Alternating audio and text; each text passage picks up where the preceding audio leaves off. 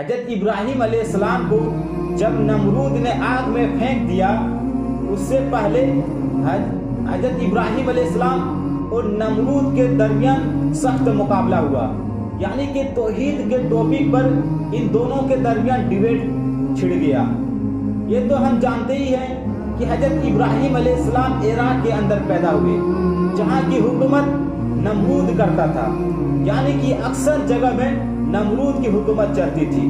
نمرود ایک ظالم اور احمق بادشاہ تھا، ایسا بادشاہ جو کہ ایک بندہ تھا لیکن دعویٰ خدائی کا کرتا تھا۔ ان کا ماننا یہ تھا کہ میں اس کائنات کا رب ہوں، میں ہی اس کائنات کو چلانے والا ہوں، ان کا یہ دعویٰ تھا۔ لیکن وہ لوگوں کو مجبوری کے طور پر وہ لوگوں کو زبردستی اپنی عبادت کرواتا تھا۔ یہ اس طرح سے یہ ظالم بادشاہ تھا، لوگوں سے زبردستی کہلواتا تھا کہ میں ہی تمہارا رب ہوں، یہ تم سویکار کرو۔ لیکن جب اس وقت ہر طرف شرک اور کفر کا ماحول چھڑا ہوا تھا، اس دوران حضرت ابراہیم علیہ السلام نے دین حق کو بلند کرنے کے لیے اپنے سفر کو شروع کیا۔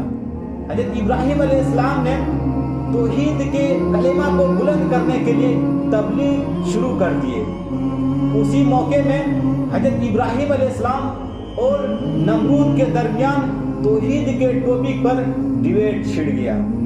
اللہ تبارک و تعالیٰ نے سورۃ البقرہ کے اندر اس کا نقشہ کھینچا ہے کہ اے نبی، کیا تم نے اس کو نہ دیکھا تھا جس نے ابراہیم سے اس کے رب کے بارے میں اس بنا پر جھگڑا کیا کہ اللہ اسے بادشاہی دی ہے؟ جب ابراہیم علیہ السلام نے فرمایا میرا رب تو وہ ہے جو زندگی دیتا ہے اور موت بھی دیتا ہے، نمرود نے کہا کہ میں بھی زندگی دیتا ہوں اور میں بھی موت دیتا ہوں۔ ابراہیم علیہ السلام نے فرمایا کہ اگر تمہارا جواب یہ ہے کہ تم ہی زندگی دیتے ہو، تم ہی موت دیتے ہو، تو میرا بھی ایک سوال ہے کہ اللہ تبارک و تعالیٰ سورج کو مشرق سے لاتا ہے، تو چنانچہ اسے مغرب سے لا کر دکھا۔ تو اس کافر کے یعنی کہ نمرود کے ہوش اڑ گئی اور اللہ ظالموں کو ہدایت نہیں دیتا۔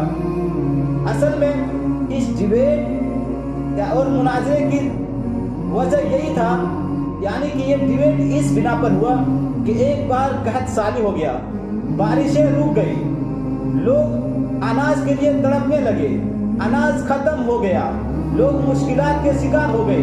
ایسے مشکل وقت میں نمرود نے یہ سیاسی کھیل کھیلا کہ تمام کے تمام غلے اور اناج کو اپنے قبضے میں لے لیے۔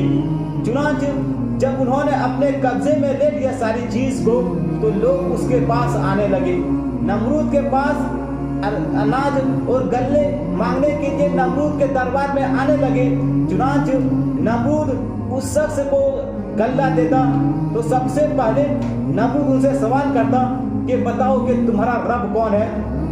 غلہ لینے والا جب اس کے جواب میں یہ کہہ جاتا کہ میرا رب تم ہو، تو نمرود پھر اس کو غلہ اور اناج دے دیتا، اور جو یہ کہہ دیتا کہ تم میرا رب نہیں تو اس کو غلہ اور اناج نہیں دیتا۔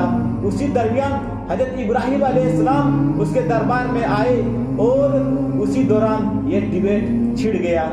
حضرت ابراہیم علیہ السلام اور نمرود کے درمیان جو ڈیبیٹ چھڑا تھا، اس میں حضرت ابراہیم علیہ السلام کے پاس صرف ایک دلیل موجود تھی، اور وہ دلیل یہ تھی کہ رب تو وہ ہوتا ہے، دنیا کو چلانے والا وہ ہوتا ہے جو ہر چیز اس کے انڈر میں ہو، ہر چیز اس کے کنٹرول میں ہو، اور وہ ہستی رب ہوتا ہے جو ہر چیز اس کے کنٹرول میں ہو اور وہ کسی کا بھی محتاج نہ ہو، وہ کسی کے انڈر میں نہ ہو، بلکہ ہر چیز اس کے انڈر اور کنٹرول میں ہو، وہی رب ہوتا ہے۔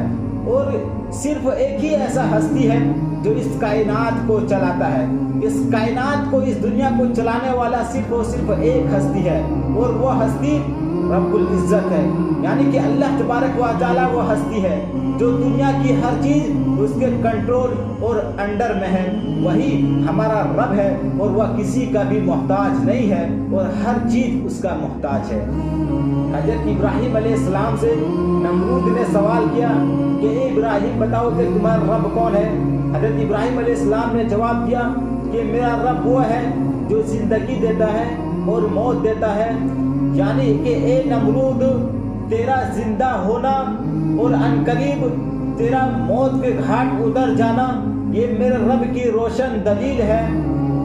मेरा रब तो ऐसा कुदरतों वाला है कि बेजान में जिंदगी देता है और जानदार को मौत के घाट उतार देता है। एक बेजान नुत्फे से जीता जागता और अक्लमंद इंसान बना देता है। फिर वही इंसान को यानी जानदार इंसान को मेरा रब जब चाहता है मौत देता है और जब चाहता है उसे जिंदगी देता है। जैसा कि अंडे में ना खिड़की ना रोशनदान ना वहाँ हवा पहुँचे ना गिज़ा, ऐसी बंद जगह तुझे को जिंदगी बख्शा है।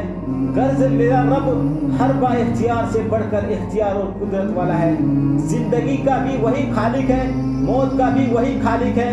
जो भी अपनी कुदरत और इख्तियार का दावेदार है वो अपनी कुदरत अपनी ताकत में बल्कि अपनी जिंदगी होने में भी मेरे रब का मोहताज है।